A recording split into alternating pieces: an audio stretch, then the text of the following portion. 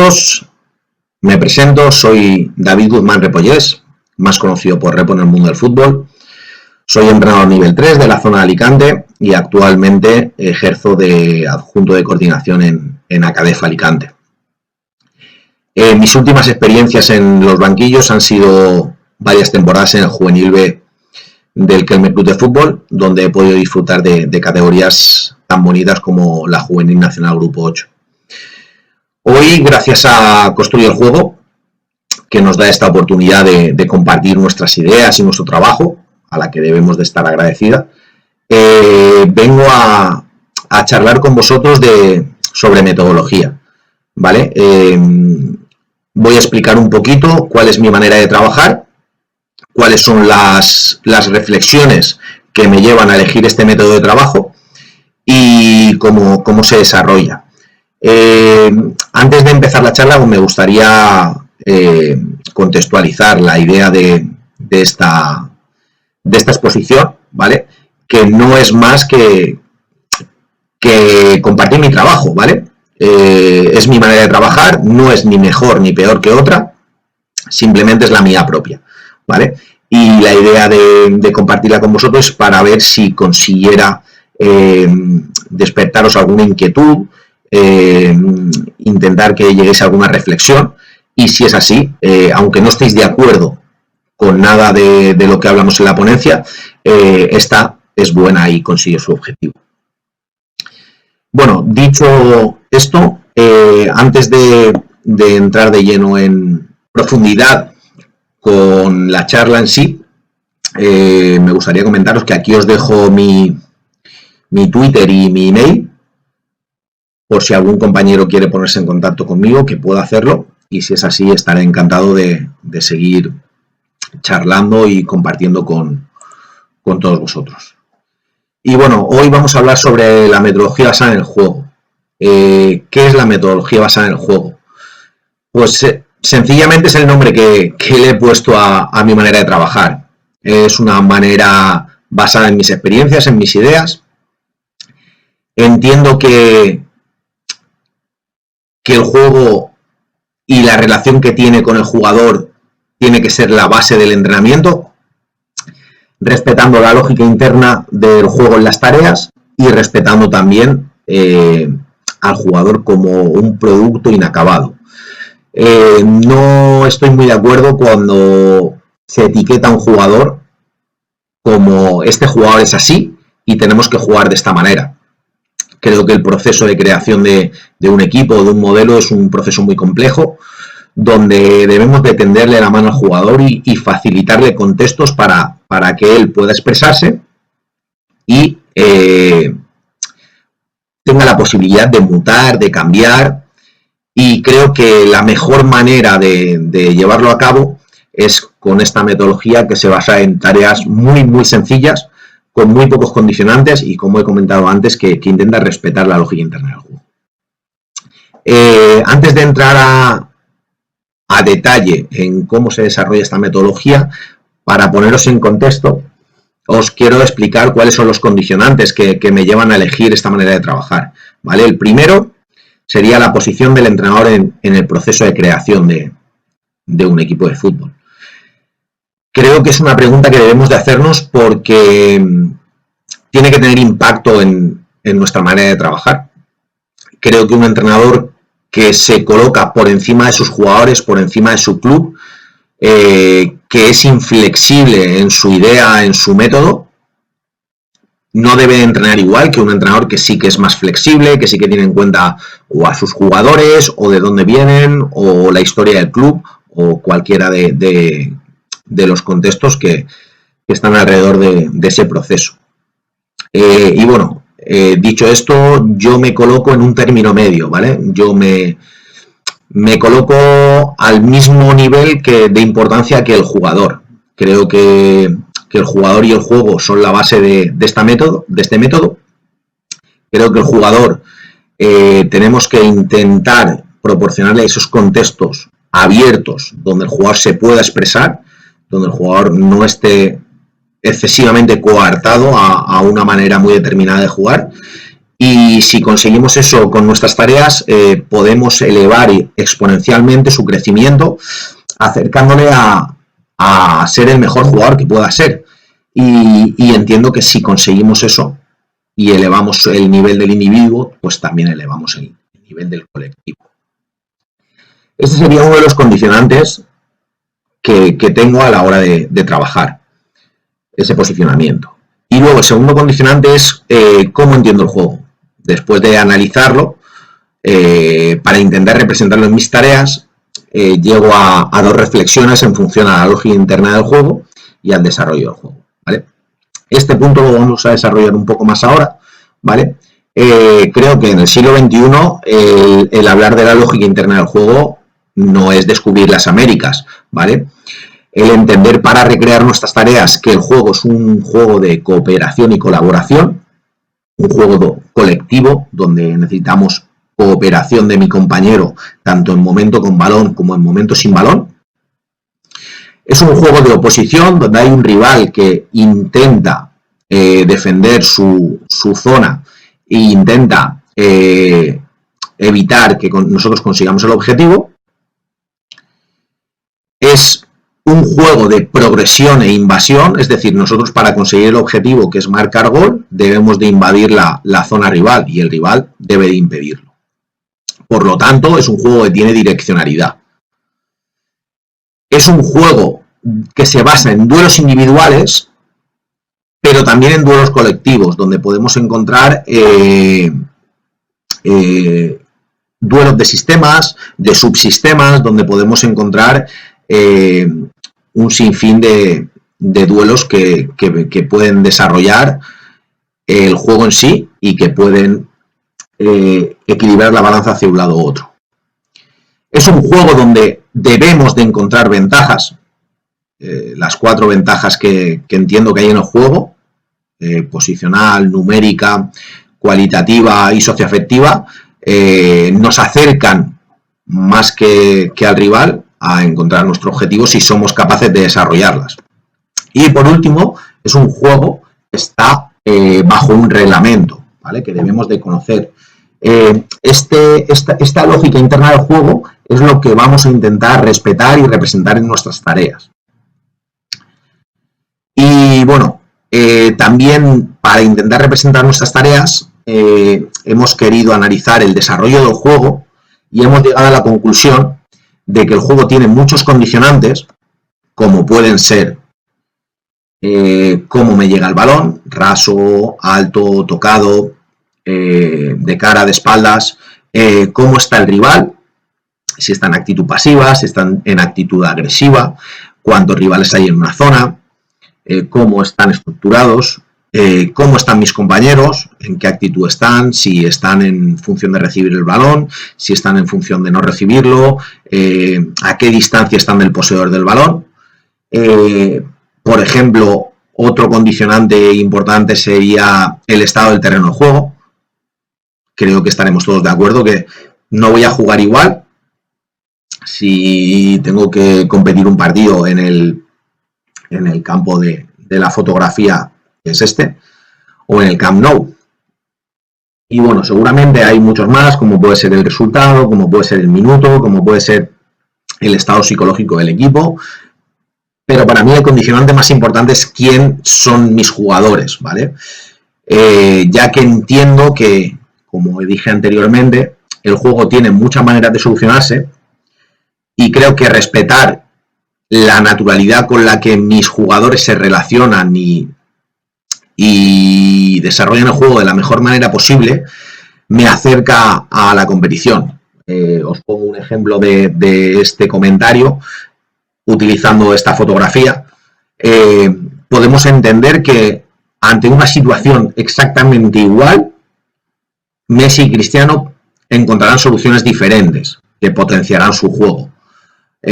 Vamos a ponernos en el contexto de que un compañero de Messi o Cristiano tiene el balón controlado en el pico del área. Seguramente en esa situación Cristiano, por sus condiciones físicas, por su envergadura, su potencia, cargue el área y esperará que su compañero le ponga un centro para intentar rematar ese balón aéreo. Y Messi en esa situación seguramente se acercará a pedir el balón para ofrecer una pared, para hacer un control orientado y utilizar ese golpeo que ha hecho tan suyo, ¿vale? ¿Y qué solución es mejor? Pues para cada uno la suya. Y todos esos condicionantes, para mí, hacen que cada jugada sea diferente.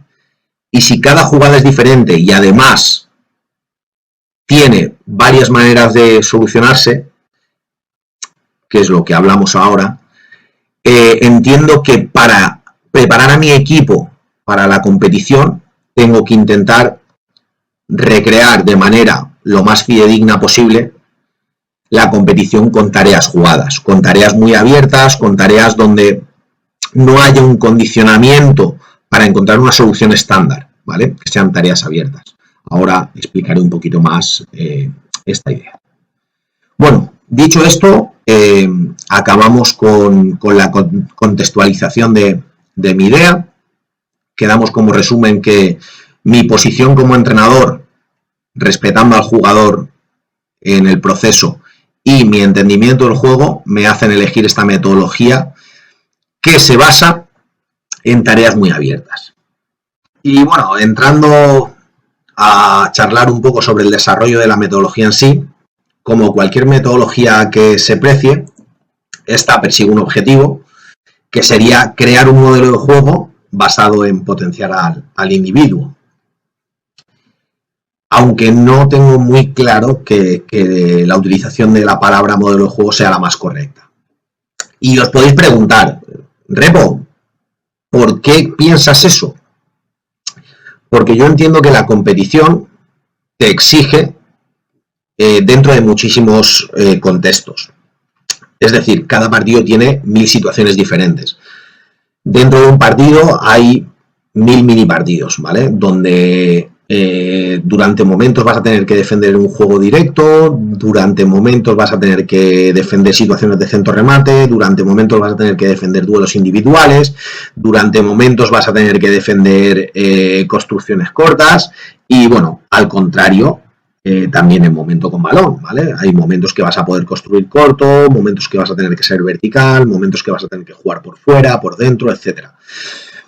Entonces, para mí, mi equipo está más preparado si es capaz de dominar un gran número de contextos, ¿vale? Teniendo en cuenta que la competición se basa de 1 millón de contextos, no vamos a poder dominar todos, pero sí que personalmente me gusta que mi equipo domine los que en nuestra competición se repiten más veces, ¿vale? Si, por ejemplo, en Liga Nacional es una liga que hace 2 temporadas casi todos los equipos apretaban en un bloque alto. Pues mi equipo ha de ser capaz de superar esa presión en bloque alto. ¿Cómo lo haremos? Pues en función de esa potenciación del individuo, ¿vale? ¿Y cuáles son las herramientas metodológicas para encontrar ese objetivo? Pues son las herramientas metodológicas comunes que tenemos todos los entrenadores. Las tareas, las sesiones, los planes de partido y los microciclos semanales, ¿vale? Que ahora vamos a entrar a explicar más a detalle de cada herramienta. Las tareas jugadas. Hemos hablado ya mucho sobre esta tarea como la base de la metodología. Es la tarea que creo que más se ha de repetir.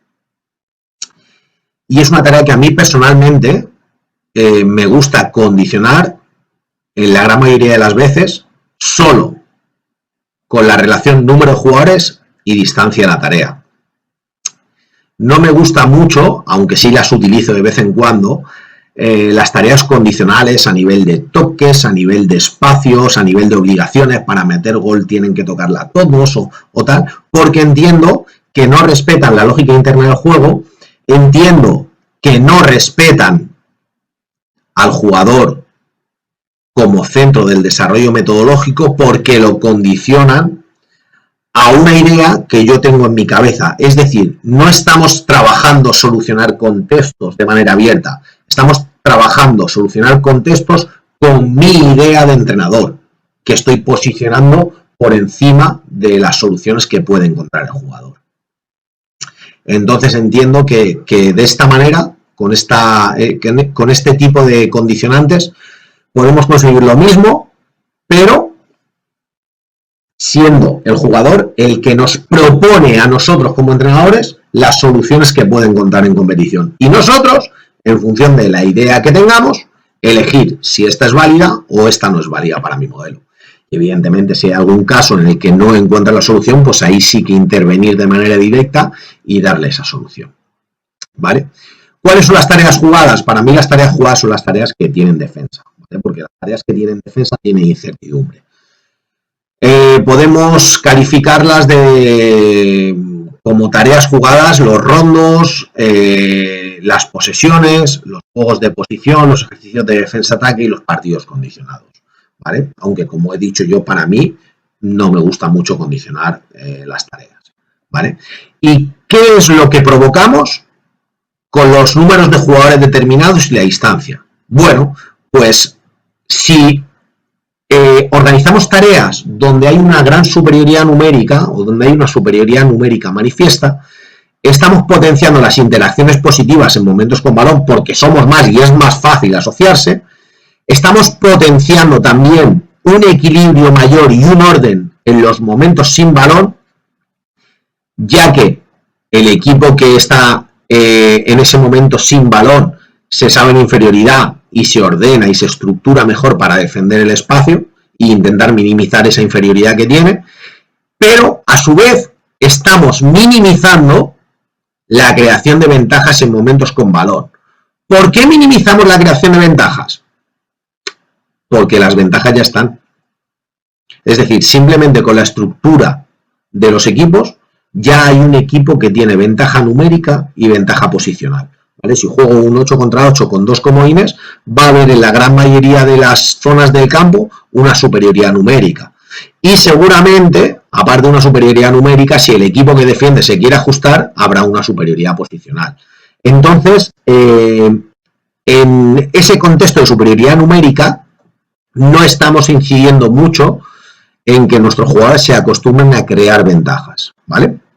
Para que lo tengamos en cuenta a la hora de desarrollar tareas. ¿Qué proporciono a mi equipo cuando planteo tareas de igualdad numérica? Que personalmente son las que más me gustan. Un equilibrio entre momento con balón y momento sin balón, que es lo que creo que se va a acercar más a la competición, y estoy potenciando la creación de ventajas en momentos con balón, porque es cierto que hay una igualdad, que es lo que en base nos vamos a encontrar en la competición, a menos que haya una expulsión, una lesión, ¿vale? Y estoy también acostumbrando a mi equipo a que intenten crear esas 4 ventajas que hay en el juego, ¿vale? Y potenciar esa creación, ¿vale? Para estar más preparados para luego competir. ¿Y qué proporciono cuando un equipo está en inferioridad numérica? Pues las interacciones positivas en momentos con balón evidentemente decrecen porque es más difícil, hay menos posibilidades de asociarse, el rival tiene más fácil el robar del balón, pero insistimos en el equilibrio y el orden en momentos sin balón, ¿vale? Esto lo vemos muy potenciado, ¿vale? Pasa como con la superioridad numérica. ¿Y qué es lo que proponemos cuando organizamos un ejercicio reducido?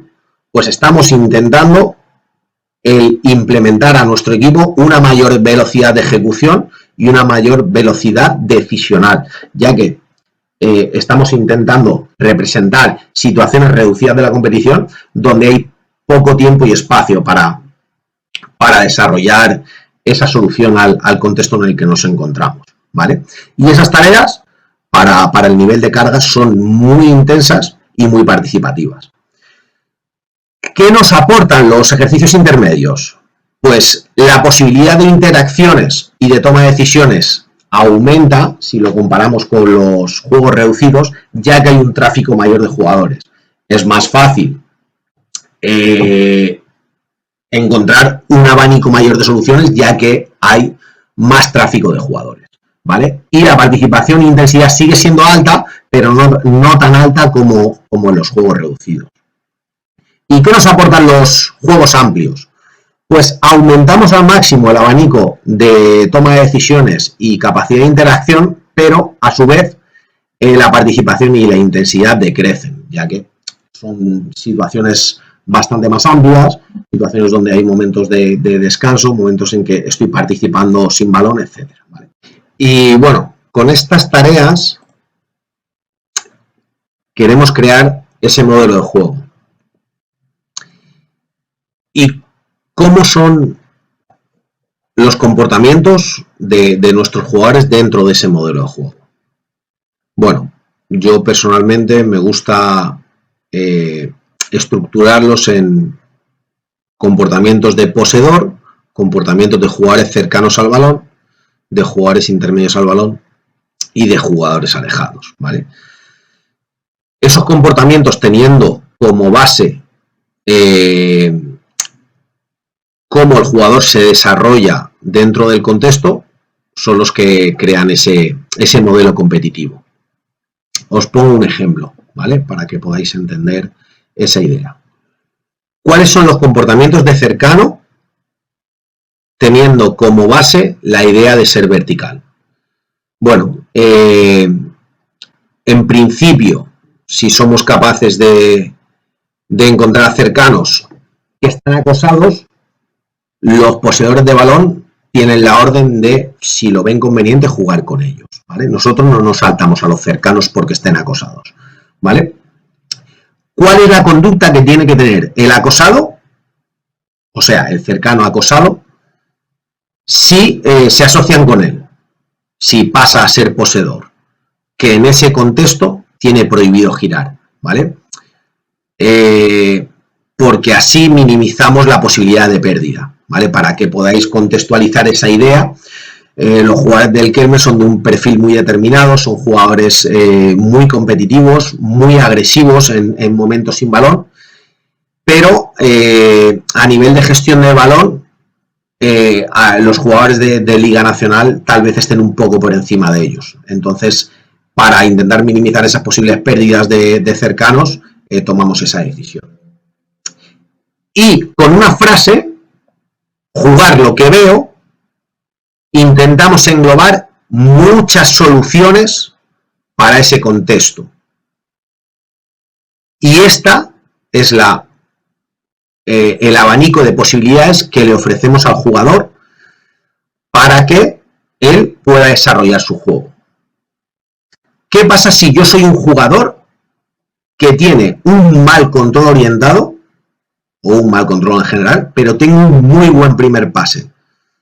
Ostras, en las situaciones de cercano, Repo me dice que no puedo girar, pero me dice que juegue lo que veo. ¿Cuál es la solución que puedo tener en ese contexto de juego?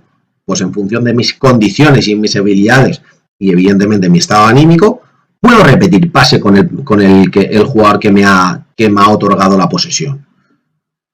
Pero, ¿qué pasa si yo soy un jugador que no tiene un buen primer toque, pero sí tengo un muy buen control orientado?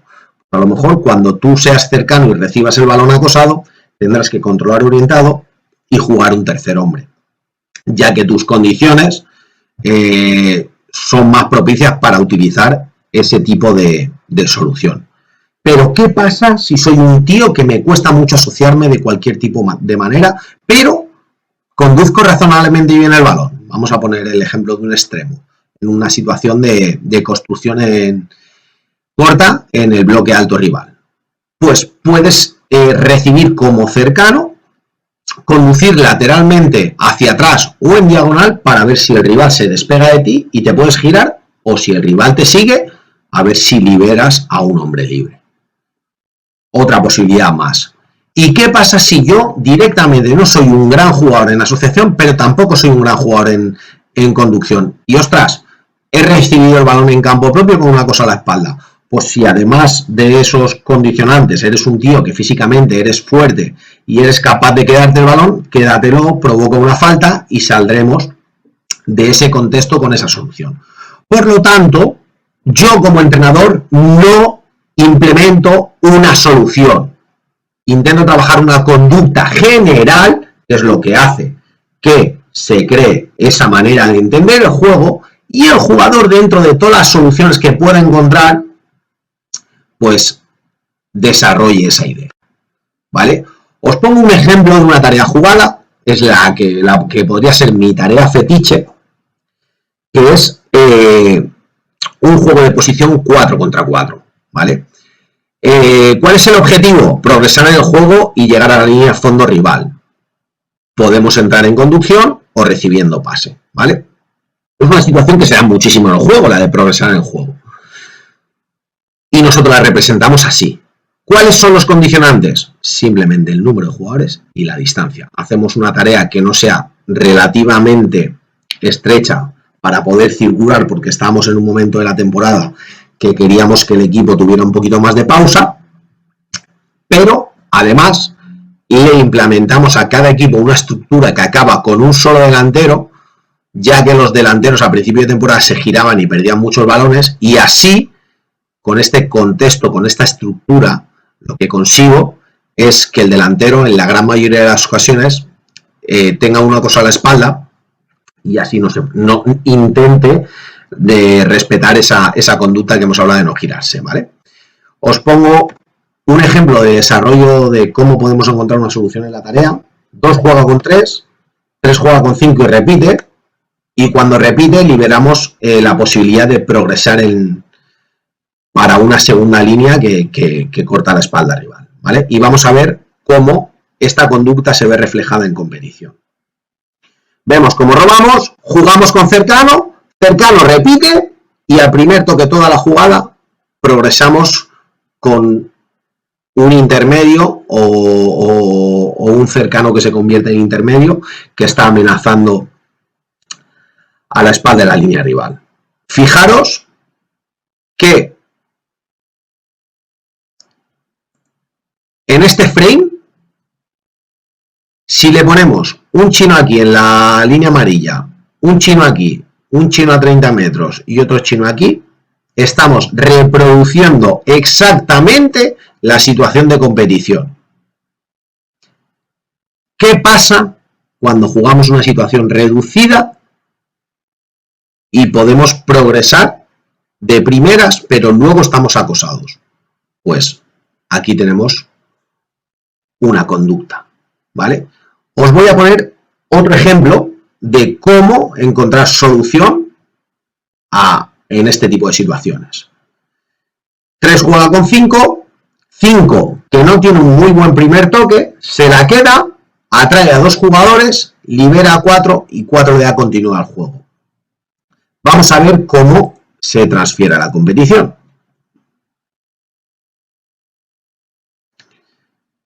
Vemos ahora cómo mediocentro roba, juega con cercano, cercano controla y fija a 3 jugadores y encontramos ya la continuidad con hombre libre.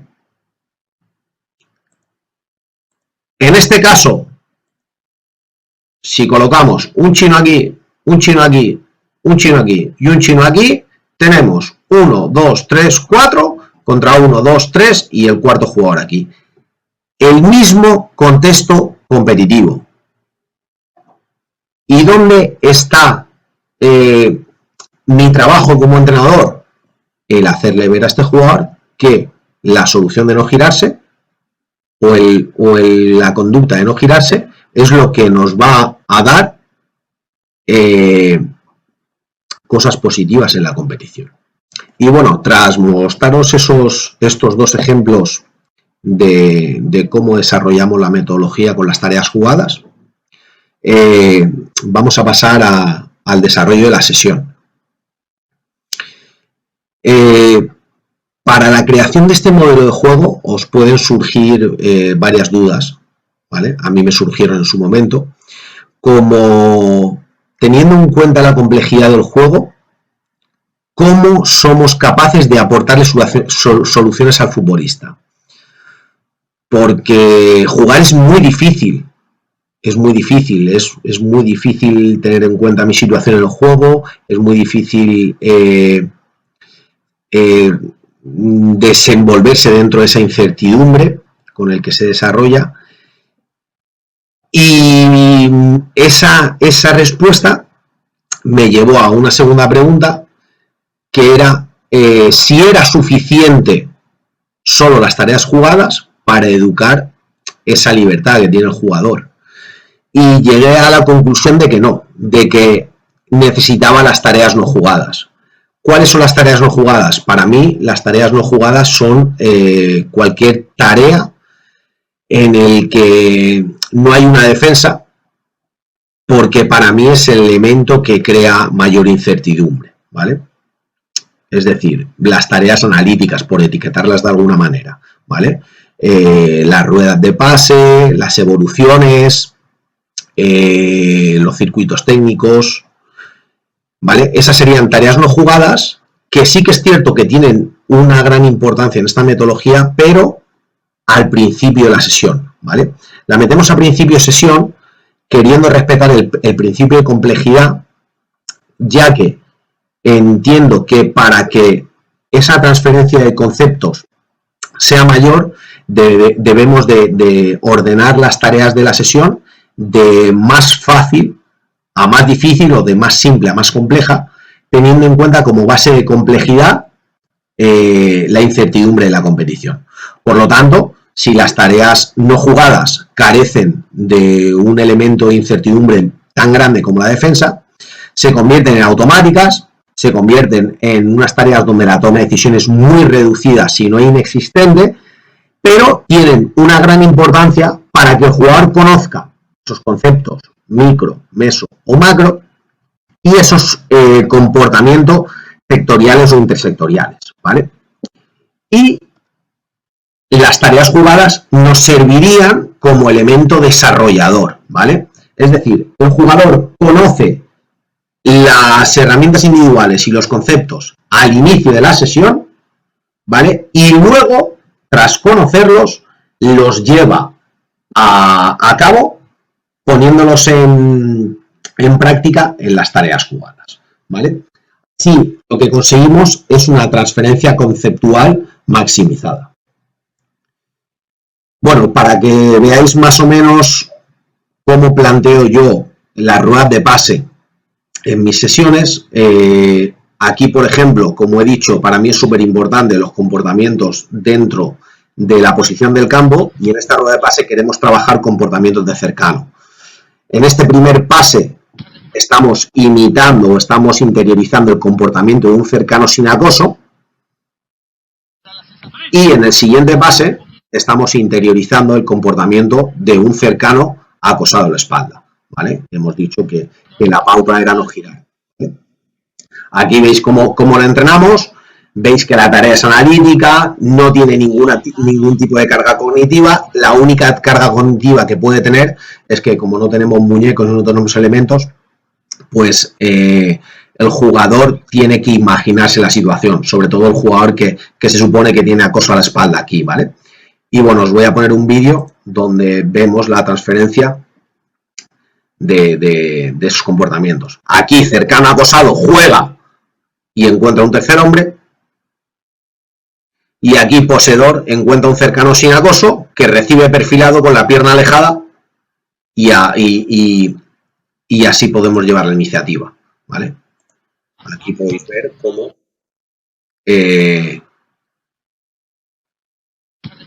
el comportamiento del cercano sin acoso es exactamente el mismo que vemos en el vídeo.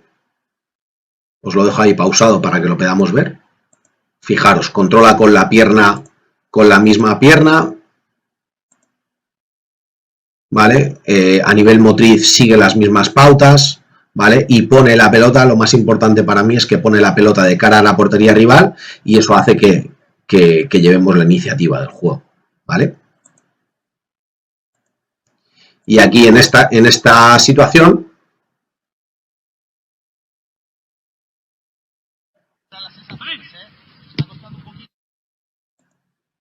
podemos ver cómo el cercano con acoso sigue estas normas y estas pautas también. ¿Sería suficiente entrenar solo tareas no jugadas? Pues teniendo en cuenta que no reproducen esa incertidumbre de la competición, lo veo muy difícil. pero sí que es cierto que para mí no tienen tanta importancia como las tareas jugadas, pero sí que es cierto que a nivel de conocimientos y de que el jugador las pueda hacer suyas, al inicio del entrenamiento me resultan muy útiles. Y aquí os he puesto un ejemplo de una sesión estándar, cómo estructuramos las tareas y cuáles son los objetivos. Aquí veis que la primera tarea es una rueda de pase, la siguiente tarea es un rondo 8 contra 2, la siguiente tarea es una posesión 4 contra 4 con un comodín y la última tarea es un partido 4 contra 4 con un comodín, ¿vale? Veis que son tareas, como os he comentado, muy abiertas, tareas donde el jugador se puede expresar, etcétera, ¿vale? Y bueno, os explico también un poco, aunque esta evidentemente es la pelea que tenemos todos los entrenadores, primero por los condicionantes que tengamos y segundo por nuestras creencias y las de nuestro preparador físico. ¿Cómo ordenamos la semana? Ahí os he puesto una numerología para contabilizar las cargas. Nosotros entrenamos 3 días a la semana, martes, miércoles y viernes. Los martes metíamos las situaciones más reducidas, ¿vale? Entendíamos que es el día de carga más amplio. El miércoles metíamos las situaciones intermedias y alguna situación amplia. Los jueves era descanso. Como veis, en los días de descanso nunca hay un cero, porque entendemos que el jugador, a partir de cierto nivel, hace entrenamiento invisible, ¿vale? Tiene que cuidarse de la alimentación, descansar, etc. En este caso, sábado y lunes es 1, pero jueves es 2. ¿Por qué jueves es 2? Porque entendíamos que mi cuerpo técnico y yo, que 3 días se quedaba corto y utilizamos el jueves para hacer vídeo con los chicos, ¿vale? Les mandábamos corte de vídeo por WhatsApp, por el grupo de WhatsApp, para que lo vieran, ya que, bueno, no todos vivían cerca de la instalación y entendíamos que también pues, podría ser un poco putada, hablando más rápido, el hacerles desplazarse hasta Elche para ver un vídeo de 12-15 minutos, ¿vale? El día 5 es el día de preparación de partido, donde metemos muchas tareas no jugadas y, bueno, alguna situación jugada, pero con una carga muy bajita, el día de descanso y el día de partido. Y por último, ya para acabar, me gustaría compartir de qué manera creamos, mi cuerpo técnico y yo, el plan de partido, ¿vale? Basándonos en 4 puntos. El primer punto sería recoger la primera información rival, si tenemos la posibilidad de ver partidos de ellos, si tenemos posibilidad de ver entrenamientos, o si en el peor de los casos no tenemos ninguna de las 2 anteriores, pues de pedirle un informe a otro míster que ya haya jugado contra ellos o los conozca, ¿vale? En función de esa primera recogida de información, hacemos un informe final donde intentamos reducir la información a lo más relevante, ¿vale? Siempre en función de mi visión del juego, ¿vale? Yo personalmente no me gustan los informes larguísimos. Hay otros entrenadores que les gusta tener en cuenta hasta la climatología con la que se van a encontrar en la competición. Yo personalmente quiero informes breves y concisos. Cuáles son sus comportamientos más generales y cómo les podemos hacer daño, ¿vale? En función de ese informe final, intentamos crear contextos beneficiosos para nuestros jugadores, ¿vale? Donde se potencien nuestras posibilidades de acercarnos a la competición. Y ya por último, ya teniendo claro el plan de partido, pues creamos el microciclo semanal donde desarrollaremos esas ideas. Os voy a poner el ejemplo del último partido que jugamos fuera de casa la temporada anterior, que fue en Villarreal contra el Juvenil B del Villarreal. Aquí veis un informe estándar, ¿vale? Donde hacemos la posible alineación, el sistema común o el primer sistema que suelen utilizar ellos y la variante, ¿vale? Aquí intentamos atender a esos comportamientos generales, ¿vale? Que me resultan importantes, como por ejemplo, en momento con balón son un equipo que intenta construir corto y si se atasca la llevan fuera para centro remate, ¿vale? Y etcétera, ¿vale? Aquí creamos nuestro patrón de partido, cómo nos vamos a comportar nosotros para intentar llegar al objetivo ¿Y cuál es la idea general? Como nosotros somos dominantes, o intentamos ser dominantes, pero entendemos que el Villarreal es superior técnicamente, vamos a intentar dominarles desde un bloque alto, ¿vale? Donde con ese bloque alto intentemos que se sientan incómodos, que no puedan construir en corto y negarles el circular, ¿vale? Bueno, os pongo aquí un ejemplo de una posibilidad de cómo emparejar en bloque alto, ¿vale? Aquí vemos, íbamos a jugar 5-3-2, vemos como los delanteros hacen ese movimiento de 1+1, el carrilero se empareja altísimo, el central también es capaz de emparejar altísimo y somos capaces de compensar. Ellos ante la pérdida son un equipo muy tendente a perseguir al posible receptor y sabíamos que si colocábamos a los delanteros en 1+1, este central iba a salir a buscar aquí y aquí vamos a tener un 1 contra 1 de nuestro 7 contra su 5, que además este jugador al espacio es totalmente dominante, ¿vale? Y bueno, la idea general era que el Villarreal no tuviera posibilidad de circular lateralmente para hacernos un partido muy largo, que en el momento que la llevaran fuera nosotros hacer este sector de campo donde veis que hacemos una zona fuerte muy agresiva, ¿vale? Para intentar robar mientras ellos juegan de espalda a nuestra portería. Y aquí os voy a mostrar unos cortes de cómo se desarrolló el partido o cómo se desarrolló ese plan de partido. En este primer clip veis cómo nuestro delantero más cercano al balón se empareja a su par para que este lateral cuando reciban no pueda girarnos, ¿vale? Y este delantero se queda en una situación intermedia donde lo que niega es ese pase filtrado, o ¿veis? Donde está entre par e impar, para disuadir a este jugador de jugar hacia adelante en la zona fuerte. Veis cómo están emparejados los posibles receptores y aquí hay otro emparejamiento donde conseguimos robar. Como dijimos, la primera idea es ser agresivos, pero en este caso el jugador que ha robado no puede ponerse de cara, pero aquí el central sí. Buscamos a los puntas de una manera muy vertical y como hemos hablado antes en la pizarra, esa altura de los puntas de 1+1 hace que este central sea atraído y deje a nuestro otro delantero que está más adelantado en situación ventajosa. Conseguimos una ventaja posicional o hasta una ventaja cualitativa, ya que al espacio es imparable prácticamente ese jugador, ¿vale? Esta jugada es en el minuto 3, ¿vale? Cuando empieza el partido y estamos a escasos de centímetros de enganchar esa situación de ataque. Os mostramos un segundo corte donde ellos sí nos consiguen circular porque la distancia entre los puntas es muy grande, pero habíamos marcado mucho en el plan de partido que nuestros puntas tenían que estar 1+1 y vemos como este delantero ahora va a hacer el esfuerzo de juntarse con la línea media y nuestro otro delantero se queda descolgado. Ese descenso hace que recuperemos la pelota, que seamos capaces de, con esa conducta de cercano, con posible acoso, aunque en esta situación se podía haber girado, la deje de cara y este jugador de cara decida si es vertical y juega al espacio,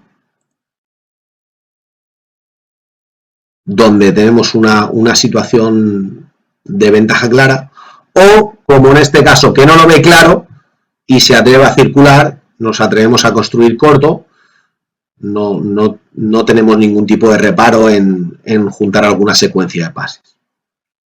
Y vamos a ver un último corte de ese desarrollo de plan de partido, donde no estamos del todo acertados. Volvemos a ver cómo le hacemos el sector fuerte al rival para intentar negarles esa sector fuerte, donde intentamos negarles esa circulación y que jueguen hacia adelante de espaldas con siguiente línea. Juegan de espaldas, la jugada se embarulla un poco, es un poco caótica. Lo que hablamos del control del juego, ¿vale? Sergi, que es el delantero que tendría que ser el +1, sí que fija su par, pero Ruiz en esta situación no lee el espacio o la posibilidad de emparejarse, y cuando robamos veis que están a la misma altura, y cuando atacamos ese espacio, el